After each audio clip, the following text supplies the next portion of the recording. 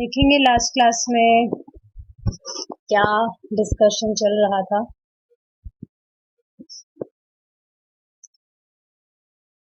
देखिए, एक बार की बात है, श्रीला प्रभुपाद जी से एक भक्त ने कहा था कि मैं सिर्फ 64 माला करूंगा और फिर मैं कुछ भी नहीं करूंगा, सिर्फ मैं 64 माला का जप करूंगा और इसके अलावा मैं कुछ नहीं करूंगा। तो फिर श्रीला प्रभुपाद ने कहा, उसके बाद क्या करोगे? तो इससे समझ क्या आ रहा है, ऐसा नहीं है कि हमने ठीक है सुबह हमने हमारे 16 राउंड्स कंप्लीट कर लिए और बस फिर माला करने के बाद में भक्ति से कोई संपर्क नहीं। प्रभु जी खुद मतलब एग्जाम्पल देते हैं, मजाक में बोलते हैं कि कई डिवोटीज होते हैं 16 माला कंप्लीट होते ही बस मुक्ति मिल गई, अब हाथ भी नहीं लगाएंगे, अब देखना भी नहीं है आपकी तरफ, अब अगले दिन ही आपके दर्शन होंगे। ऐसा नहीं है कि जैसे 16 राउंड्स हो गए तो एक्स्ट्रा भी कर सकते हैं अगर टाइम है तो। लेकिन एक और चीज पर किस पे बल ज्यादा दिया गया है, प्रीचिंग पे। आज ही प्रभु जी इस चीज को बता रहे थे।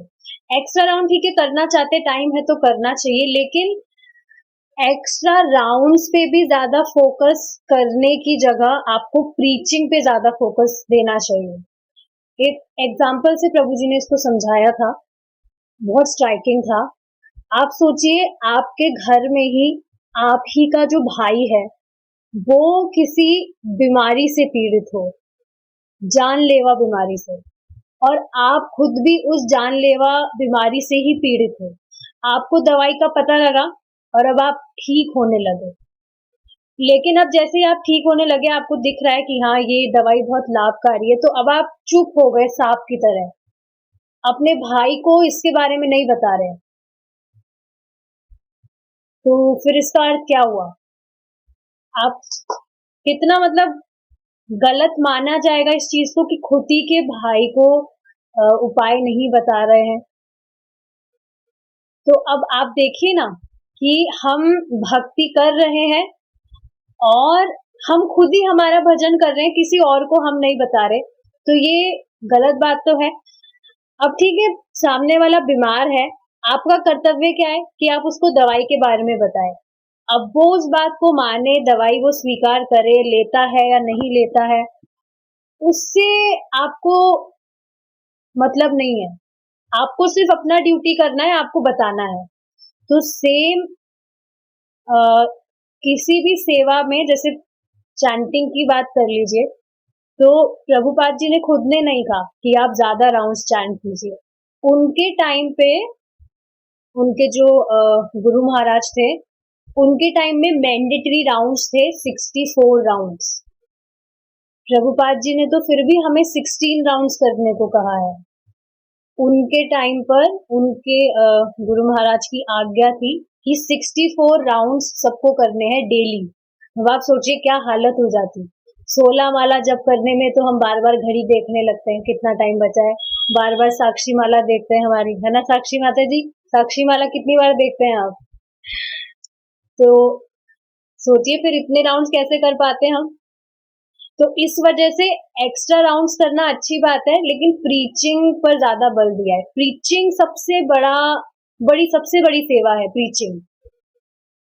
आप सोचिए ना, कोई व्यक्ति बहुत टाइम से बीमार है और आपने उसको इलाज बता दिया और वो ठीक हो गया आपके आपके बताने से, तो कितना बड़ा उपकार होगा उस पर आपका। परम पूज्य राधानाथ स्वामी महाराज खुद इस बात को कहते हैं, that you don't know how much mercy you are giving to someone when you are telling him to chant Hare Krishna mahamantra. आपको खुद को नहीं पता, भक्त को खुद को नहीं पता कितनी बड़ी कृपा कर रहा है वो उस पर, वो उसको इस विषय में बताता है। तो ऐसा बिल्कुल नहीं है कि हमने ठीक है हमारी माला कंप्लीट की है तो अब हम फ्री हो गए माया में जाने के लिए। कितना डीप स्टेटमेंट है ये। 64 माला के बाद अब क्या करोगे? सोचना चाहिए, माला के बाद अब क्या करते हैं हम। हाँ ठीक है, क्लासेस लेते हैं, अच्छी बात है, लेकिन उसके बाद में भी ऐसा नहीं है कि हम माया वाली चीजें करने लगे। समझ रहे हैं आप कि हम इतने छोटे हैं, कृष्णा खुद देखना चाहते हैं कि हम उनकी सेवा में लगे हैं या नहीं। कृष्णा ये नहीं देखते कि छोटी सेवा है या बड़ी सेवा है, बस सेवा में लगा है भक्त। खुद देखते हैं भगवान इस चीज को। भगवान ये भी देखते हैं कि भक्ति कॉम्प्रोमाइज करने के लिए क्या बहाने बनाए जा रहे हैं। देखिए, बहानेबाजी तो हर कोई कर ले, एक्सक्यूजेस तो हर कोई बना सकता है, लेकिन अगर सामने कुछ ऐसी सिचुएशन आ रही है फिर भी हम हमारी भक्ति को पहले रख रहे हैं, वो बड़ी चीज है। बहानेबाजी करना तो कोई बड़ी चीज है नहीं, हर कोई बना ही लेता है। तो ये चीज सोचनी चाहिए, सिचुएशन आती रहती है लेकिन उसको हैंडल करना आना चाहिए। इन शॉर्ट, हमें खुद को देखना है कि हमें हमारी जो भक्ति है उसमें कैसे सरवाइव करना है, कैसे अच्छे से करना है हर दिन। हमें खुद को ही देखना होगा, कोई भी हेल्प करने नहीं आएगा। एक जो व्यक्ति है वो घोड़े को सिर्फ घास तक ले जा सकता है, उसके मुंह में घास कब तक डालता रहेगा वो। अब उसको खुद को ही खाना होगा अपने आप से। तो ये चीज है, किसी ना किसी भक्त के द्वारा आप लाए गए हैं यहाँ पर, इस पथ पर। अब ये आपकी रेस्पॉन्सिबिलिटी है कि आप खुद कैसे अपना ध्यान रखते हैं कि हम डेली प्रैक्टिस करें जो भी हमें बताया जा रहा है। ज्यादा चीजें तो कुछ है भी नहीं। देखिए, मैंने एक चीज क्या कही है यहाँ पर कि हमारे जो फिक्स राउंड्स हैं, 16 राउंड्स इज मिनिमम, मैक्सिमम नहीं है ये। आई होप सब 16 राउंड्स चैंट करते हैं यहाँ। हाँ, दिख रहा है सब 16 ही करते हैं।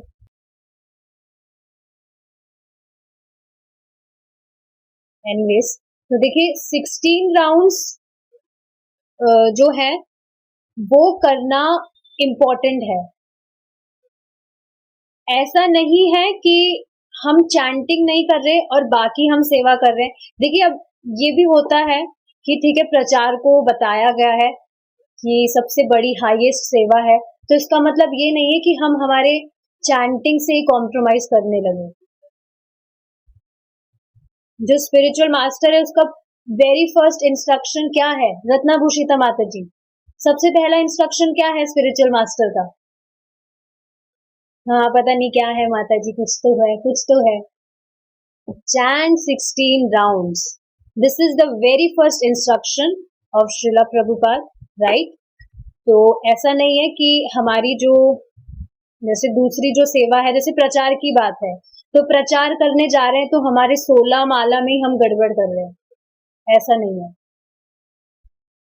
तार मध्य सर्वश्रेष्ठ नाम संकीर्तन, निर अपराध नाम लया, पावे प्रेम धन। तो देखिए, अगर व्यक्ति नाम जप नहीं कर रहा है तो बाकी सारी जो सेवाएं हैं वो सिर्फ एक कर्म रह जाएगी, कर्म में परिवर्तित हो जाएगी सारी सेवाएं। जब सर्वश्रेष्ठ है, सबसे इंपॉर्टेंट है चैंटिंग, ठीक है? देखिए, ये चीज है कि कोई चीज आपको इम्पोर्टेंट बताई जा रही है तो इसका मतलब ये नहीं है कि दूसरी चीज इम्पोर्टेंट नहीं है। अब चैंटिंग इम्पोर्टेंट बताई जा रही है तो ऑफ कोर्स शास्त्र श्रवण करना भी इम्पोर्टेंट है। शास्त्र अगर नहीं सुन रहे हैं तो चैंटिंग कंटिन्यू कर ही नहीं सकता है व्यक्ति।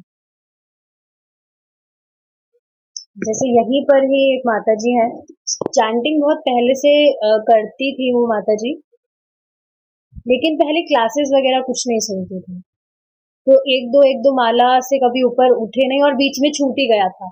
लेकिन अब आप देखिए, क्लासेस जब से सुनने लगे हैं तो एकदम जंप कर गए, ऑटोमेटिकली 16 राउंड्स हो रहा है। मैं खुद सरप्राइज हूं कि इतने से टाइम में इतना प्रोग्रेस। बिल्कुल आम बात नहीं है ये कि जो भी व्यक्ति 16 राउंड्स डेली चैंट कर रहा है। काफी लोगों के लिए 1-2 माला भी चैंट करना बहुत भारी होता है। तो आप देख रहे हैं श्रवण का कितना प्रभाव होता है। श्रवण नहीं कर रहा है कोई व्यक्ति तो 1-2 माला भी बहुत मुश्किल से होता है। लेकिन श्रवण करने से देखिए कोई भी चीज हम कर रहे हैं, अगर हमें उसके बारे में पता ही नहीं लगेगा कि क्यों कर रहे हैं, उसकी क्या श्रेष्ठता है, तो कैसे हम उसे लंबे समय तक कंटिन्यू कर पाएंगे। हम कोई हेल्दी डाइट भी फॉलो करते हैं तो हमें उसके लाभ पहले हम सुनते हैं कि हाँ ये खाने से हमें ये लाभ मिलेगा, ये खाने से ये बेनिफिट होगा, उसके बाद में हम उसे लेना स्टार्ट करते हैं। तो किसी चीज के बारे में सुनेंगे ही नहीं कि क्या हो रहा है, क्या होता है करने से, तो कैसे कंटिन्यू कर पाएंगे उसको। इसलिए शास्त्र श्रवण करना भी बहुत जरूरी है। एक चीज समझ आ रही है यहाँ, हमारी सिर्फ कर्म इंद्रियों को सेवा में लगाना पर्याप्त नहीं है। कर्म इंद्रिया मतलब कि हमारे जो हाथ पैर वगैरह है, उससे अगर हम कुछ सेवा कर रहे हैं वो पर्याप्त नहीं है। हमारी जो सेंसेस हैं उनको सेवा में लगाना बहुत जरूरी है। तो जैसे चैंटिंग से हम मुंह से चैंटिंग करते हैं, कानों से सुनते हैं और भगवान का प्रसाद खाते हैं, कृष्ण का दर्शन करते हैं आंखों से, तो हमारी जो इंद्रियां हैं उनको सेवा में जब हम लगाते हैं तब वो शुद्ध होती है। जैसे प्रभु जी एक एग्जाम्पल दे रहे थे कि किसी भक्त को लेमिनेशन की सेवा मिली थी, भगवान का जो फोटो होता है उस पे लेमिनेशन करने का, तो उसको वो नेग्लेक्ट कर रहे थे कि अरे क्या सेवा दे दी, इससे अच्छा कुछ अच्छी सी सेवा देते जिसमें थोड़ी हार्ड सेवा देते, ये क्या बच्चों वाली सेवा हमें दे दी। जबकि हमने क्या सुना है, कृष्ण का सिर्फ दर्शन करने मात्र से हमारे अनर्थ नष्ट होते हैं, कृष्ण का सिर्फ दर्शन करने मात्र से। तब आप सोचिए लेमिनेशन की जिनको सेवा मिली है, बार बार कितनी बार वो फोटो देखेंगे भगवान का। तो अब समझ आ रहा है, श्रवण नहीं कर रहे हैं तो कोई सेवा मिलती भी है तो उसको नेग्लेक्ट करने लगता है, क्योंकि उसकी महिमा का पता नहीं है कि दिखने में छोटी लग रही है चीज लेकिन बहुत बड़ी होती है हर चीज। भगवान की कोई भी सेवा छोटी बड़ी नहीं होती है। आप सोचिए ना, सिर्फ प्रणाम करने मात्र से भगवान उस व्यक्ति को मुक्त कर देते हैं। एक चीज प्रभु जी और बता रहे थे कि डेली जब हम भगवान को प्रणाम करते हैं या कोई भी व्यक्ति जब भगवान को प्रणाम करके उठता है, तो पहले वो जो व्यक्ति था और प्रणाम करने के बाद में जब वो उठा, दोनों सेम नहीं होते। वो व्यक्ति सेम नहीं होता भगवान को प्रणाम करने के बाद में बोलता है। तो अब आप सोचिए डेली जो भगवान को प्रणाम कर रहे हैं, और आप देखेंगे जब हम सुबह का मंगला आरती या दर्शन आरती अटेंड करते हैं तभी भगवान को प्रणाम कर पाते हैं। पूरे दिन में कहाँ प्रणाम करते हैं प्रणाम। मैं तो नहीं कर पाती, बाकी सबका पता नहीं, याद भी नहीं रहता है। लेकिन सुबह जैसे ही आरतीज अटेंड करते हैं, दर्शन खुलते ही सबसे पहले क्या याद आता है, प्रणाम करना है। तो श्रवण इंपॉर्टेंट है, श्रवणम कीर्तनम, कीर्तन मतलब चैंटिंग। महाराज खुद बता रहे थे कि किसी का कोई दर्जी थे, उनका मतलब सिलाई का बिजनेस था, तो पूरे दिन महाराज की कथा चलाते थे और सिलाई करते थे, पूरे दिन श्रवण। तो हमें खुद को देखना है, हम कुछ भी जो काम कर रहे हैं कैसे कनेक्ट कर सकते हैं। माता जी का तो सच में भाग्य ही है कि घर पर रहते हैं, कुछ भी काम कर रहे हैं, झाड़ू लगा रहे हैं, सब्जी काट रहे हैं, कुकिंग कर रहे हैं, हर टाइम हम श्रवण कर सकते हैं। कभी जैसे कथा सुन रहे हैं तो अब कथा नहीं सुननी तो कीर्तन चला लिया, कितने सारे ऑप्शंस हैं। Technology should be used for hearing and chanting for Krishna. आजकल क्या क्या काम में ले रहे हैं लोग टेक्नोलॉजी का, भक्त भी टेक्नोलॉजी का यूज करते हैं, लेकिन फॉर कृष्णा कितना सिंपल है ना कृष्णा कॉन्शियसनेस। कभी सोचा नहीं था इतना इजी प्लस इतना प्रभावशाली भी कुछ होता है क्या। हाँ, शुरू शुरू में लग सकता है, देखिए शुरू शुरू में कोई आता है उसे नई चीजें बताई जाती है तो थोड़ी तपस्या लग सकती है, लेकिन जब डेली करते हैं तो कहाँ तपस्या लगती है, बल्कि पता चलता है कि पहले कितनी सारी एक्स्ट्रा चीजें कर रहे थे बिना मतलब की, और जब अब वो कट जाती है तो दिखता है कितना इजीली सब कुछ कर रहे हैं। कितनी अमेजिंग चीज है। एक जो कृष्णा डिवोटी है उसको सच में कुछ तपस्या नहीं करनी होती, सारी चीजों में लगती है, कोई भी किसी को कुछ तपस्या लगती है, यहाँ कुछ भी कर रहे हैं, कुछ भी तो तपस्या नहीं है।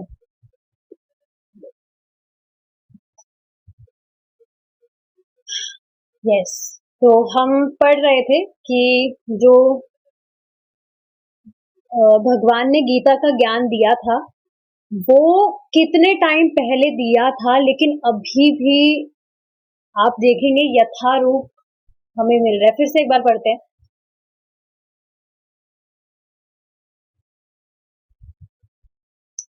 हाँ, भगवत गीता स्पष्ट रूप से कृष्ण भावनामृत की नितांत आवश्यकता पर बल देती है और भगवत गीता को उपनिषदों का सार माना जाता है। ऐतिहासिक दृष्टिकोण से भी गीता की तुलना में कोई ग्रंथ नहीं ठहरता। पुरातत्व के प्रमाणों के आधार पर की गई काल गणना के अनुसार सिद्ध हुआ है कि कृष्ण ने भगवत गीता का उपदेश कुरुक्षेत्र के युद्ध स्थल में 5000 वर्ष पूर्व दिया था। अतएव यह कृष्ण भावनामृत आंदोलन ऐतिहासिक दृष्टि से भी 5000 वर्ष प्राचीन है। मतलब देखिए इससे पता क्या लग रहा है कि जो भगवान ने जो ज्ञान दिया वो सबसे प्राचीन है, सबसे पहले क्या बोला जा रहा है, कृष्ण भावनामृत आंदोलन ऐतिहासिक दृष्टि से भी 5000 वर्ष प्राचीन है। विश्व के इतिहास में इसका दर्शन प्राचीनतम है। मतलब विश्व का इतिहास मतलब क्या होता है, जो भी हम हिस्ट्री बोलते हैं जिसको, उससे भी बहुत पहले का है भगवत गीता। यदि हम इसकी खोज और भी अतीत में करना चाहें, इससे भी पहले अगर हम सोचें तो हमें ज्ञात होगा कि श्री कृष्ण ने इसका कथन पहले सूर्य देव से किया था। देखिए अब यहाँ पर कुछ चीजें डिस्कस करने वाली है। सबसे पहले आप देखिए कोई भी चेंजेस नहीं आए, भगवान ने जैसा गीता का ज्ञान दिया यथारूप एज इट इज अभी भी हमें वैसे ही मिल रहा है। देखिए ये कोई सामान्य बात नहीं है, जो बाइबल है उसमें भी बहुत परिवर्तन आ गए हैं। क्या परिवर्तन आ गए, बाइबल में लाइन है उसको चेंज कर दिया गया था, दाउ शेल नॉट किल को चेंज कर दिया था दाउ शेल नॉट मर्डर।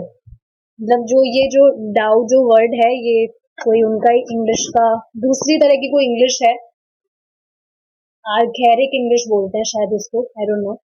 तो मतलब अब देख रहे हैं सिर्फ एक वर्ड चेंज कर दिया, क्या, डाउ शुड नॉट किल, मतलब किसी को मारना नहीं चाहिए इंसान को। डाउ मतलब होता है you, so you shall not kill, आपको किसी को मारना नहीं चाहिए को कन्वर्ट कर दिया यू शैल नॉट मर्डर, आपको किसी की हत्या नहीं करनी चाहिए।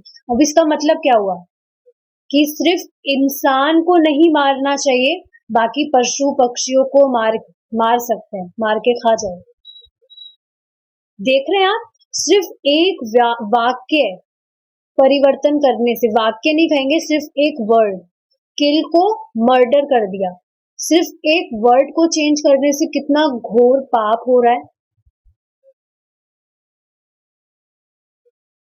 पशु पक्षियों को मारा जा रहा है, और आप देख रहे हैं क्यों मारा जा रहा है? खुद की इंद्रिय तृप्ति के लिए।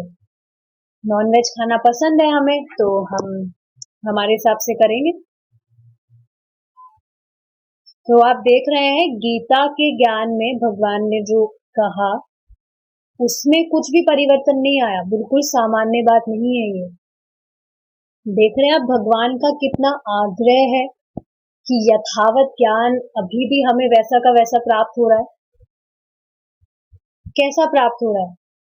सेम एज इट इज, जैसा भगवान ने अर्जुन को दिया था। जिस प्रकार भगवान ने अर्जुन को ज्ञान कहा था, जो भी वो ही चीजें हमें एज इट इज मिल रही है। हमने ये चीज देखी है कि हमें जो भी हम शास्त्र में पढ़ रहे हैं इसका मतलब क्या है। भगवान जैसे अर्जुन को कह रहे हैं उसी तरह हमें कह रहे हैं। अगर हम भगवान का ज्ञान किसी को दे रहे हैं तो मतलब हमारे द्वारा भगवान उसको उस ज्ञान को दे रहे हैं, इसका अर्थ ये है।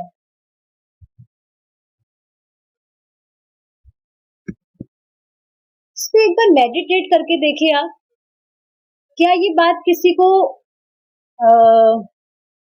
काल्पनिक लग रही है? ऐसे ही बोला जा रहा है, कैसे कुछ चेंजेस नहीं आए होंगे, आपको क्या पता। आप देख रहे हैं ये नॉलेज इतना प्योर है, इसमें सच में कुछ चेंजेस नहीं है। तभी जब कोई व्यक्ति इसको एज इट इज फॉलो करता है उसके जीवन में परिवर्तन आते हैं। नहीं तो काफी गीता के कितने वेरिएशंस हैं, पढ़ते हैं लोग उसको भी, लेकिन कहाँ जीवन में कुछ परिवर्तन आता है उनके।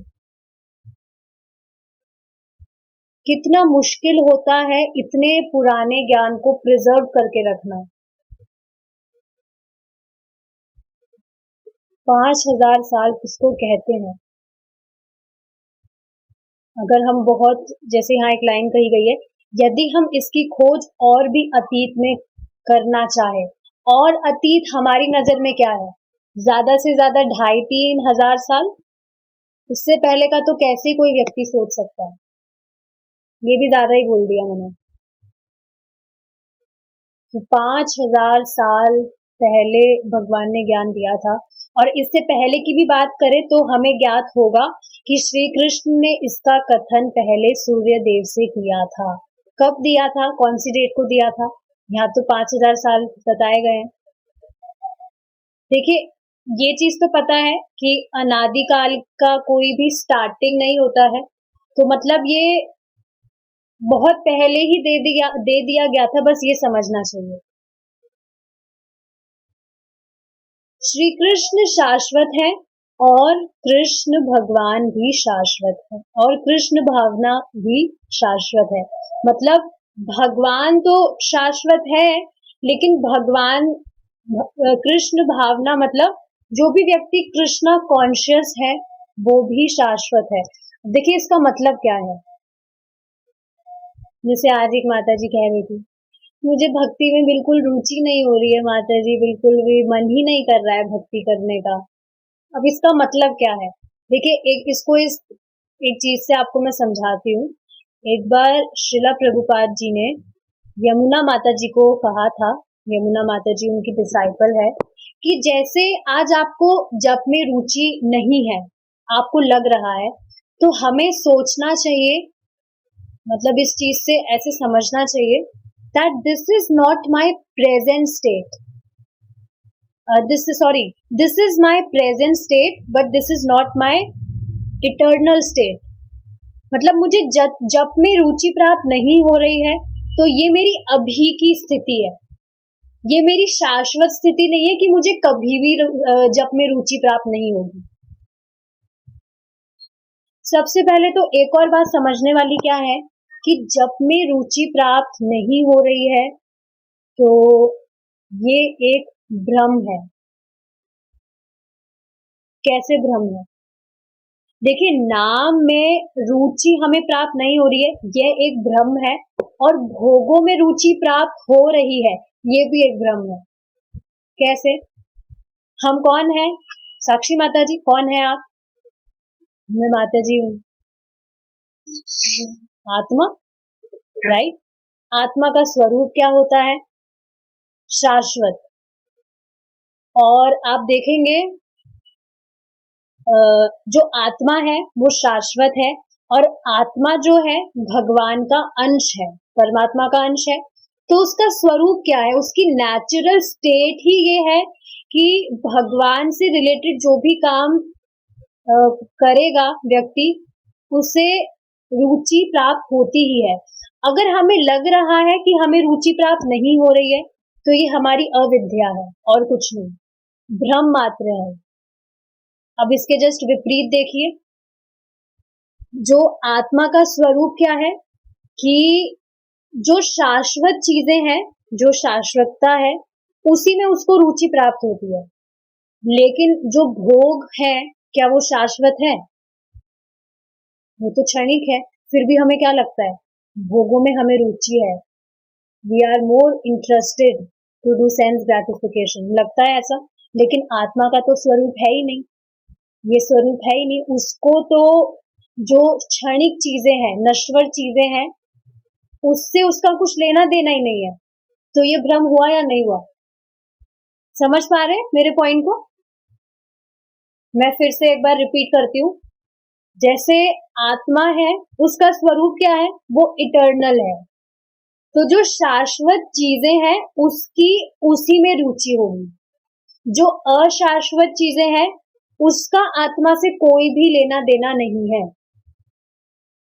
अब आत्मा शाश्वत है, हम कोई शाश्वत क्रिया कर रहे हैं, भगवान का जप कर रहे हैं, श्रवण कर रहे हैं, कथा सुन रहे हैं, तो आत्मा को तो उससे रुचि प्राप्त होगी, आत्मा तो उसी से प्रसन्न होगी, क्योंकि उसका स्वरूप ही ये है कि शाश्वत चीजों से उसे रुचि प्राप्त होगी। लेकिन अब हमें लग रहा है कि रुचि प्राप्त नहीं हो रही, तो ये सिर्फ एक भ्रम मात्र है, अविद्या है। हमें लग रहा है हमें भोगों में रुचि प्राप्त हो रही है, लेकिन हम आत्मा है, और आत्मा क्या है, शाश्वत। उसकी अशाश्वत चीजों से कोई लेना देना नहीं है, तो फिर अशाश्वत चीजों में रुचि कैसे हो सकती है? तो ये भी एक भ्रम है। तो समझ पा रहे हैं इस चीज को? तो ये सिर्फ एक भ्रम मात्र है कि हमें रुचि नहीं हो रही है। हमारा स्वरूप ही ये है कि हम भगवान को प्रसन्न करके अपने आप प्रसन्न हो सकते हैं। स्वरूप ही ये है आत्मा का।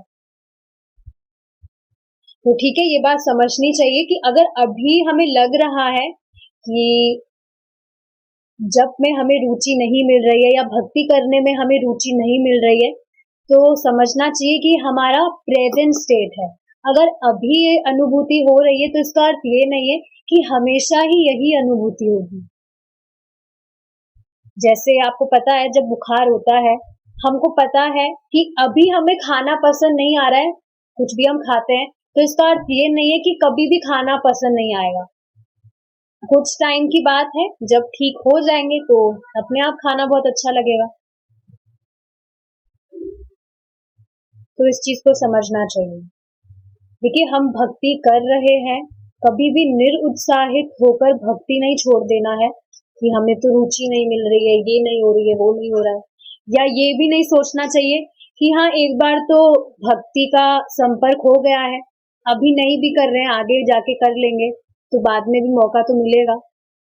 अब इससे समझना क्या चाहिए, अगर हम अभी भक्ति करना छोड़ देंगे, तो क्या भगवान के पास लौटने में और डिले नहीं कर देंगे हम, और देरी नहीं हो जाएगी?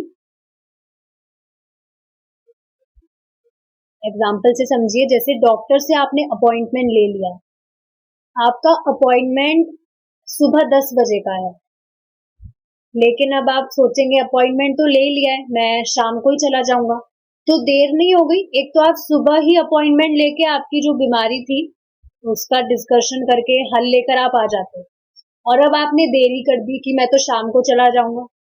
तो ये तो एग्जाम्पल है, समझना चाहिए। अगर हम भक्ति कॉम्प्रोमाइज कर कर सोच रहे हैं बाद में कर लेंगे, या अगले जन्म में कर लेंगे, बाद में तो मौका मिलेगा भक्ति करने का, इसका अर्थ है हम और देरी कर देंगे, क्योंकि हो सकता था, हो सकता है नहीं, होगा ही। आज ही प्रभु जी बता रहे थे, whoever is chanting 16 rounds following four regulative principles, he will definitely go back to Godhead in this life. तो अब जो कॉम्प्रोमाइज करके कुछ भी करेगा तो उसने अपने हाथ से तो वो मौका गवा दिया, डिले कर दिया। और ठीक है, समझना चाहिए कि जो कृष्ण है वो शाश्वत है और भगवान और जो कृष्ण भावना है वो भी शाश्वत है, इटर्नल, और हम भी शाश्वत है। तो शाश्वत चीजें हम कर रहे हैं तो हमारा स्वरूप ही है, उसी से हम संतुष्ट हो सकते हैं। ठीक है। कृष्ण भावना को इसी पद्धति से समझना चाहिए। इसे केवल एक कोरा सिद्धांत नहीं मानना चाहिए। जब कृष्ण भावना किसी अन्य भावना से ढक जाती है तब हम अपने दूषित और परतंत्र जीवन का अनुभव करते हैं। देखिए क्या यहाँ पर समझाया जा रहा है कि जो कृष्ण भावना है, कृष्णा कॉन्शियसनेस है, इसे इस तरह से ही समझना चाहिए कि ये शाश्वत है, हमेशा से ही है। एक कोई कोरा सिद्धांत नहीं है। जैसे हमने कल क्या डिस्कस किया था कि शाम की क्लास में डिस्कस किया था 6 बजे की, कि जो लोग हैं, मतलब आजकल कितने तथाकथित श्री भगवान हो गए। लोग किसी को भी भगवान मान लेते हैं और उनकी उपासना करने लगते हैं, व्हाटएवर। तो जो कृष्णा कॉन्शियसनेस है वो एक सिद्धांत, एक कोरा सिद्धांत मात्र नहीं है कि बस कुछ लोगों के द्वारा बना दिया गया है और लोग उसको बस ब्लाइंडली फॉलो कर रहे हैं। जब कृष्ण भावना किसी अन्य भावना से ढक जाती है, कौन सी भावना से ढकी हुई है? आत्मा का तो स्वरूप क्या है? हमेशा से ही कृष्ण के अंश है हम, लेकिन कवरिंग के कारण जो है दूषित हो गई है वो। तो समझ रहे हैं, अभी हमें लग रहा है कि हमें रुचि प्राप्त नहीं हो रही है, हमारा मन नहीं लग रहा है, वो एक कवरिंग हो रखी है, उसकी वजह से हमें ऐसा लग रहा है। जैसे जैसे भक्ति करेंगे कवरिंग हटेगी, अपने आप प्रकाशित हो जाएगा सब। तब हम अपने दूषित और परतंत्र जीवन का अनुभव करते हैं। कब करते हैं? जब वो जो लेयरिंग है वो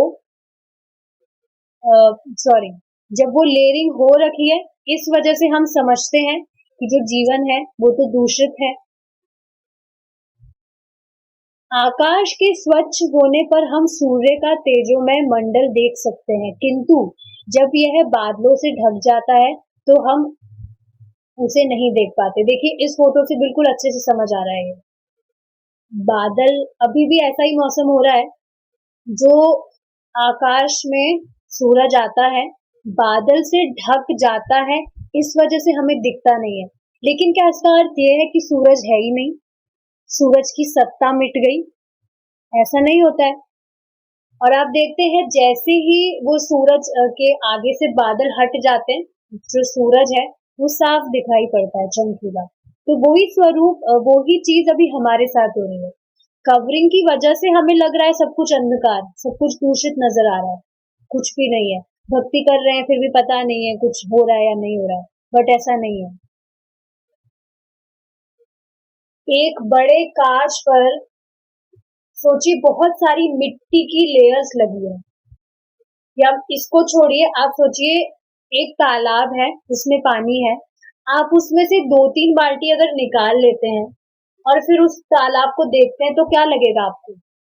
कि उसमें से पानी नहीं निकाला है। ऐसे लगेगा कि पानी जितना है उतना ही है, लेकिन फिर भी 2-3 बाल्टी उसमें से निकाल ली गई है। तो वैसे ही अभी जब हम भक्ति कर रहे हैं, लेयर्स जो है वो हट रही है, दिख नहीं रहा है हमें, तो इसका मतलब ये नहीं है कि हट नहीं रही है। डेली हम भक्ति कर रहे हैं, हम प्रोग्रेस ही कर रहे हैं, और सच में कितनी जो लेयर्स है वो तो हट गई है।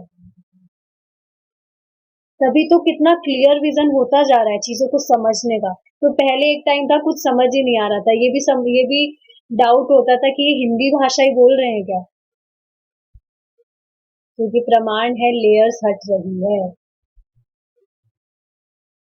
हम सूर्य के प्रकाश का अनुभव तो कर सकते हैं, किंतु हम स्वयं सूर्य मंडल को नहीं देख पाते हैं। ठीक है, जैसे वो कवर होता है, हमें पता है सूर्य तो है, पर हम देख नहीं पाते स्वयं सूरज को, क्योंकि वो ढक जाता है बादल से। जब आकाश स्वच्छ रहता है तो सूर्य मंडल अपने सहज स्वरूप में होता है। स्पष्ट है। इसी प्रकार हमारी चेतना या भावना शाश्वत रूप में कृष्ण भावना है, क्योंकि हम लोग शाश्वत रूप से श्री कृष्ण के अंश हैं। अब ये बात क्लियर हो गई है। हम हमेशा से ही भगवान के हैं, तो भगवान को संतुष्ट करने के लिए हम कुछ चीज कर रहे हैं, उनसे रिलेटेड कुछ चीज कर रहे हैं, तो वो हमें संतुष्ट ही कर रही है।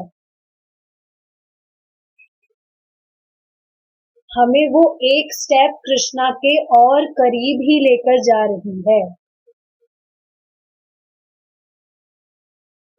ठीक है, तो अब हम यहाँ पर रुकेंगे। किसी का कुछ क्वेश्चन तो नहीं है? ठीक है, we'll stop here। Srila Prabhupada की जय।